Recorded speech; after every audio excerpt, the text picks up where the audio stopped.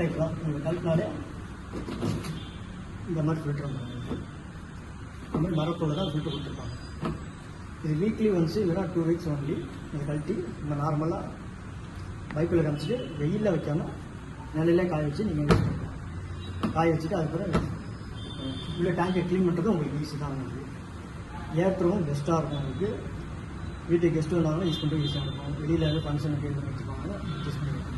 இல்லை ஸ்டார்டிங் பார்த்தீங்கன்னா 20க்குமே ஸ்டார்டிங் ஆகுது. 20, 60, 45, 95 வரைக்கும் லிட்டர் கெப்பாசிட்டி இருக்குது. இதோட வாரண்ட்டி பீரியடு பார்த்தீங்கன்னா 1 வருஷம்.